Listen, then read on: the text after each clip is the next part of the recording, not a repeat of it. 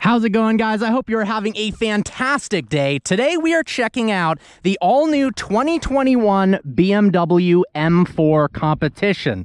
I've done a full review on the car, going over the exterior details and specs and stuff about the interior, but in this video I wanted to show you exactly what it's like to drive the M4 Competition from a first-person point of view. So with that being said, let's go ahead and hop on inside. Hopping in the M4, the first thing I want to do is click the start-stop button over here, except they've actually moved the location to down in the center console. Go ahead and fire the car up. And you'll notice you've got two massive digital displays. The one on the right has all your infotainment. It's touchscreen, which is nice. It actually works really, really well.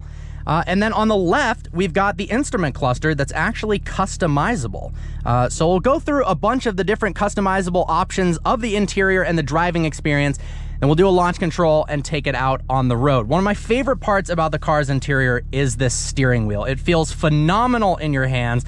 And these paddles, they're bigger than ever before. They're carbon fiber, and on the backs of them, they have these tactile little circles that make pulling the paddles feel so nice. We've got these customizable buttons, M1 and M2, so you can set up drive modes, these presets, exactly how you want. So maybe everything is in full blast Sport Plus mode with traction control off on the left, and then on the right, maybe you have a around town driving setting that's super, super comfortable. Now, to configure all of the drive modes, go down to this panel here where we've got everything from the exhaust. You can make that more quiet, but why would you ever want to do that?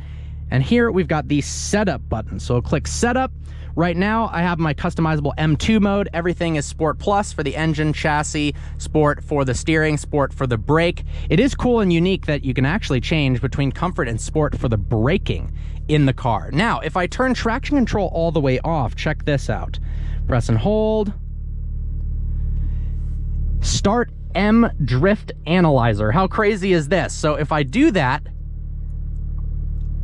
you can now drift the car.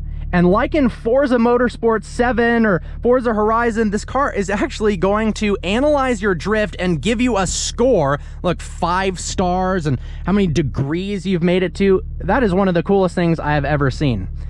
Is it dangerous and may it promote drifting? It is possible, but I love it. That is freaking awesome. Now, we've got another button, M mode here, that changes the instrument cluster to be more driver focused. So click that one time. Now we've got a more center mounted tachometer. I love the way it looks. I mean, it's like something out of a fighter jet. We've got 2 tachometers, one on the left and the right. We've got our tire pressure, horsepower gauge. It's a little bit more customizable than that. But if you actually press and hold it, the M mode button that is, it puts it into track mode, activate track, and then it turns off this display, kills your music, and now we've got a G meter, so it's all about the driving experience. Now, I'm not sure if it comes across very well on the GoPro, but we've got this beautiful heads-up display in front of me as well. That's super, super useful. All right, we're gonna go ahead and put it back into M2 mode, turn off.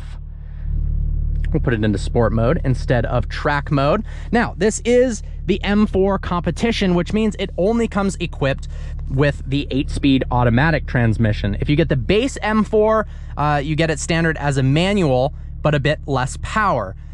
It's hard to say which one I would rather have. I mean, on one hand, having a manual driving experience is epic, and I think overall, I'd probably go for a base M4, get the manual, and then tune it, and then you'd have even more power than the M4 Competition. But this transmission is actually really, really great.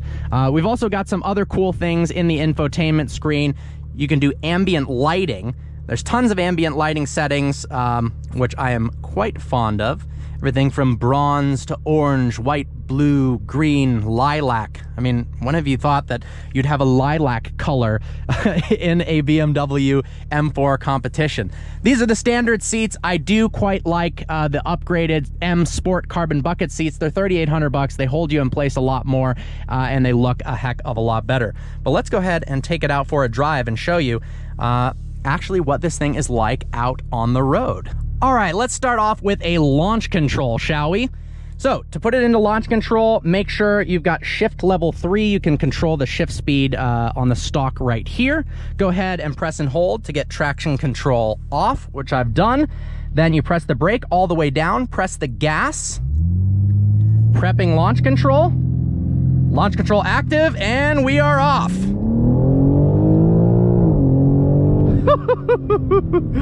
503 horsepower, 479 pound-feet of torque, 0 to 60 in 3.8 seconds. Interestingly, this car doesn't start off launch control in first gear.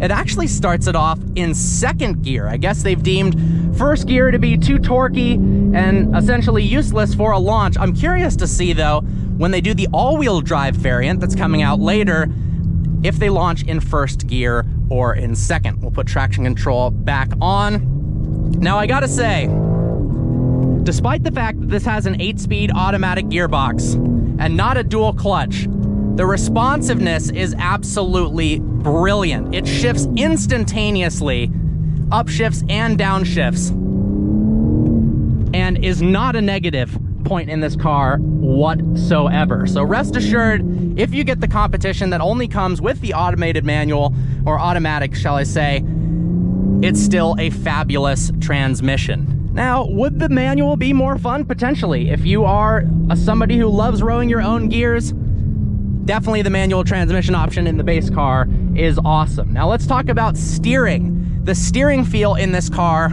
is phenomenal. It feels so agile, so easy to place on the road, and it's just an absolute joy to be behind the wheel of it. It instills so much confidence as you push the car farther and farther, and the levels of grip that this car has is truly astounding. Brake feel is great, slows the car down crazy well.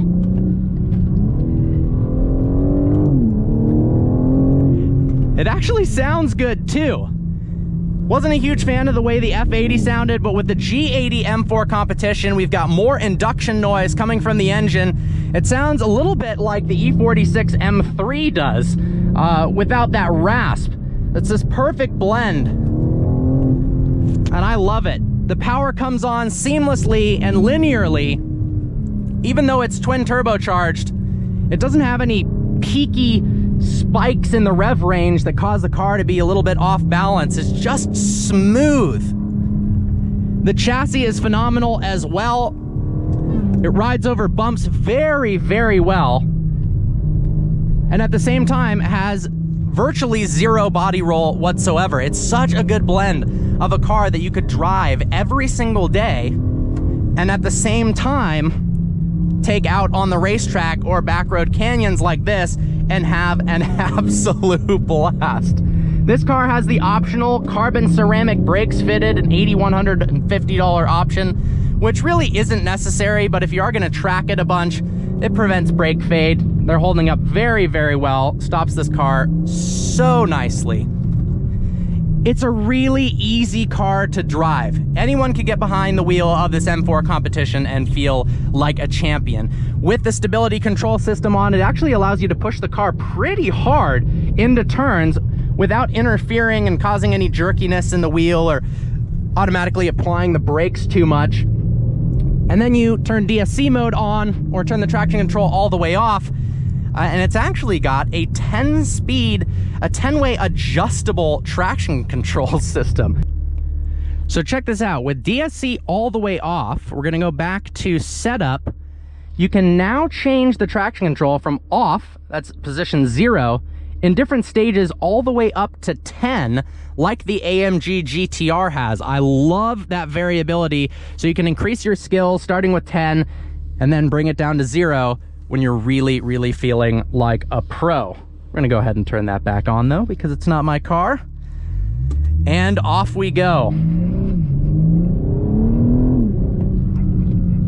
I mean, the overall takeaway with this car is, despite its weight, 3,880 pounds, despite its transmission, it's one of the best driving M cars they have ever made, period.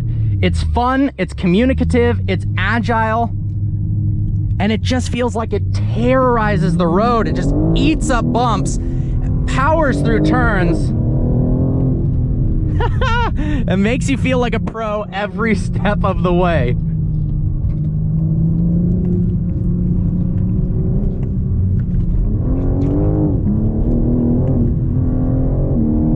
Woo! I'll shut up now. Let you listen to that inline six.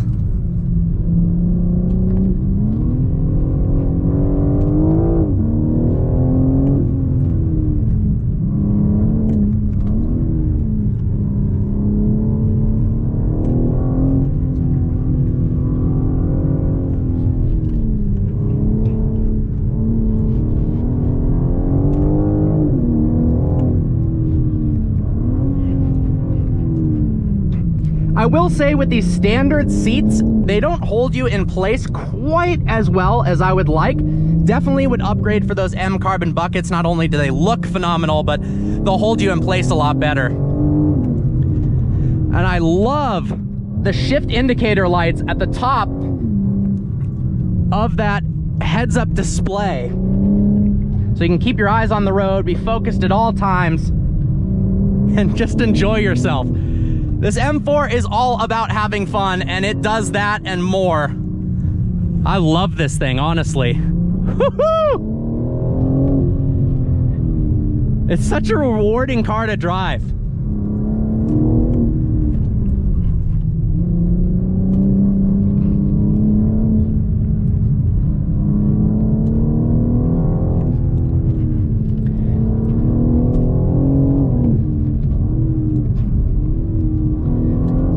Well, there you guys have it. The steering's phenomenal. The chassis is incredibly well balanced. It feels much more agile than its curb weight would suggest. The brakes are great. The interior quality and amenities are fantastic. You've got customizable displays.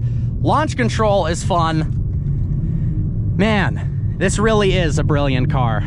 2 thumbs up for BMW with the new M3 and the new M4. We'll end it with one last launch control. I hope you guys enjoyed this video. Like always, please browse the channel and subscribe. I look forward to seeing you next video.